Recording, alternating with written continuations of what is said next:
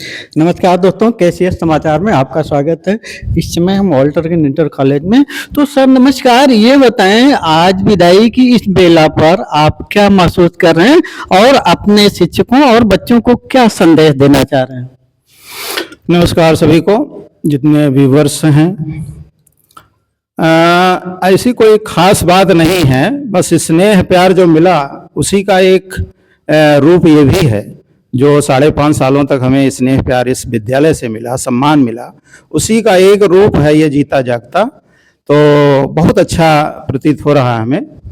और जहाँ तक आप बात कर रहे हैं कि क्या संदेश देना चाहते हैं, तो संदेश यही है कि अपने विषय को सभी शिक्षक मन से पढ़ाएं और तब तक बच्चों को पूछने के लिए उत्साहित करें जब तक कि उनकी जिज्ञासा खत्म ना हो जाए।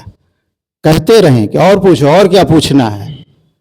और लेकिन इसके लिए उनको खुद ही परफेक्ट होना पड़ेगा, तभी वो ये कह सकते हैं ऐसा, क्योंकि पता नहीं बच्चा कौन सा सवाल कब कर दे। तो और बच्चों के साथ कोई इस प्रकार का व्यवहार ना रखें कि हम बहुत कड़क मिजाज हैं या बहुत ज़्यादा सख्त हैं, क्योंकि ऐसा होगा तो बच्चा खुद ही डर जाएगा, डरा रहेगा। इसीलिए हमें लगता है सरकार ने ये भी कहा है कि भाई बच्चों को मारिए नहीं, डांटिए नहीं, यही कारण रहा होगा। तो उनको बहुत सहज तरीके से सिखाएं और तब तक सिखाएं जब तक कि समझ में ना आ जाए। और इस तरीके से हर सब्जेक्ट अपने में पढ़ाएं कि जो लगे कि वास्तव हम पढ़ नहीं रहे हैं, माने भारी बोझ हमारे ऊपर या सर के ऊपर नहीं है शिक्षा का। बहुत अच्छा महसूस करें बच्चे, आनंद उनको लगे अंदर से कि हाँ पढ़ाई बहुत अच्छी चीज़ है। और होता ये है कि बच्चे बाइक चला लेते हैं, मोबाइल बहुत ढंग से चला लेते हैं, हर काम कर लेते हैं, लेकिन शिक्षा में ही पिछड़े हुए हैं। तो उनसे ये कहना चाहिए जब तुम इतना इतना कठिन काम कर लेते हो तो ये कौन सी बहुत बढ़िया कठिन काम है, ये तो बहुत ही सरल है। तो ऐसा उनको भाव दें तो बढ़िया हो जाएगा सब। और फिर ये होगा कि बच्चे कहेंगे नहीं पढ़ाई बहुत बढ़िया लगती है हमें। तो ये माहौल अगर बन जाए तो जो बहुत नीचे तबके का विद्यार्थी है, जिसको कुछ भी नहीं आता है, वो भी कुछ सहज महसूस करेगा और पढ़ाई में मन लगाएगा। धन्यवाद। तो इस तरीके से विद्यालय के विदाई के इस पावन अवसर पर विद्यालय के प्रधानाचार्य श्री प्रमोद उपाध्याय जी से बात करना चाह रहे हैं। सर ये बताएं आज आप कैसा महसूस कर रहे हैं, और जहां तक है शिक्षकों की कमी लगातार बढ़ती जा रही है, ऐसे में रिटायर शिक्षक हो रहे हैं, नियुक्ति नहीं हो रही है, इस विषय पर थोड़ा आप कुछ कहें। आपका अपने विद्यालय श्री देसराज नारायण इंटर कॉलेज में हार्दिक स्वागत और अभिनंदन करता हूं। जैसा कि आपने कहा कि शिक्षकों की कमी है, उस कमी को आदरणीय आर्यन सर ने पूरा किया। एमएससी मैथमेटिक्स से आप थे, लेकिन हमारे यहाँ इंटर की कक्षाओं को केमिस्ट्री पढ़ाना और कक्षा 9 और कक्षा 10 को अमृत विज्ञान पढ़ाना, कहीं ना कहीं हमको आपकी कमी खल रही है, खलेगी, क्योंकि हमारे पास इस समय विज्ञान का कोई शिक्षक नहीं है।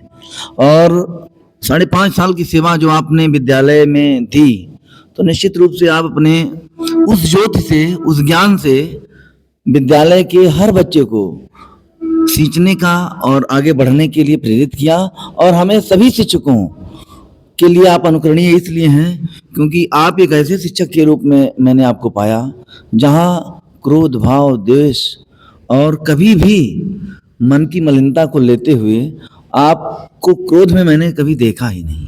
तो ऐसे सहज और योग्य विद्वान शिक्षक के जाने से एक संस्था अध्यक्ष के कारण मुझे तकलीफ तो है, लेकिन हम अपने पूरे समस्त विद्यालय परिवार की तरफ से आपके दीर्घजीवी होने के लिए ईश्वर से प्रार्थना करता हूं। और पुनः ये भी ईश्वर से, मां सरस्वती से और आज बजरंगबली के जन्मोत्सव पर आपकी उस प्रेरणा को हम सभी शिक्षक शिक्षिका बहनें आत्मसात करने का प्रयास करते हैं कि वो भाव जो आपके अंदर था हम लोगों के पास आए और हम इस विद्यालय को, इस क्षेत्र को, इस समाज को एक अच्छी दिशा देने का प्रयास कर सकें। तो अपने कुशल संचालन और मृदुभाषिता के कारण जानी जाने वाले शिक्षिका रमा शर्मा।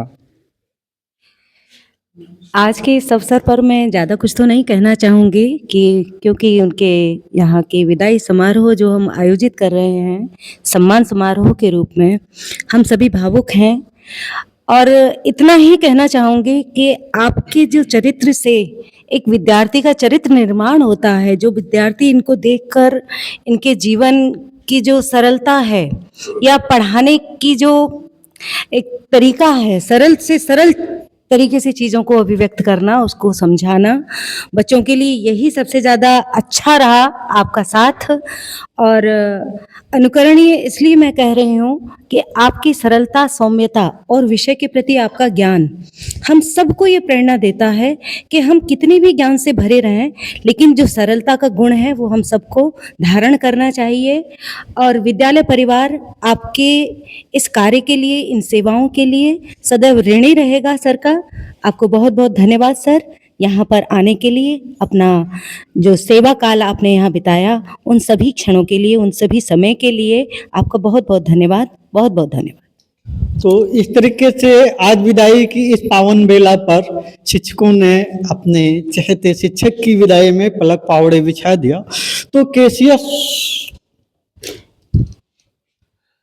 सर, आज हमारे इस विद्यालय के शिक्षक श्री आर्यन सिंह साहब सेवानिवृत्त हो रहे हैं। हमें दुख तो है ही, क्योंकि हमारे बीच से एक शिक्षक जा रहे हैं, लेकिन यह दुख और नहीं बढ़ता यदि नई पुरानी पेंशन मिली होती। इसका हमें अभाव खल रहा है। आदमी की वृद्धावस्था बड़ी दुख में हो जाती है यदि उसके पास धनाभाव होता है।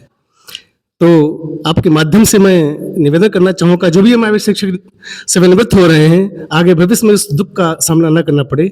सरकार जल्द से जल्द पुरानी पेंशन बहाल करे। धन्यवाद। पुरानी पेंशन के मामले में केसीएस समाचार ने एक अभियान छेड़ा है और बेसिक शिक्षकों ने इसमें बहुत आगे लड़ाई लड़ी। इसमें दिक्कत ये है कि तमाम संगठन अलग अलग लड़ रहे हैं, जिसका सरकार नाजायज फायदा उठा रही है। हम अपने चैनल के माध्यम से कहना चाह रहे हैं कि एक ऐसा मजबूत संगठन पूरे देश में हो जो पूरी लड़ाई को एक साथ लड़े। अगर ऐसा नहीं होगा तो पेंशन की लड़ाई हमेशा कमजोर होती रहेगी। तो आज इस विदाई की पावन बेला के अवसर पर शिक्षकों ने अपने चहेते शिक्षक के स्वागत में पलक पावड़े बिछा दिया। तो केसीएस समाचार की तरफ से 2 पंक्तियां। सब कुछ दिया प्रभु ने आपको, हमें बचा क्या देना, उपहार आपको है इतना, स्वीकार हमें कर लेना। तो दोस्तों देखते रहें केसीएस समाचार। नमस्कार, धन्यवाद।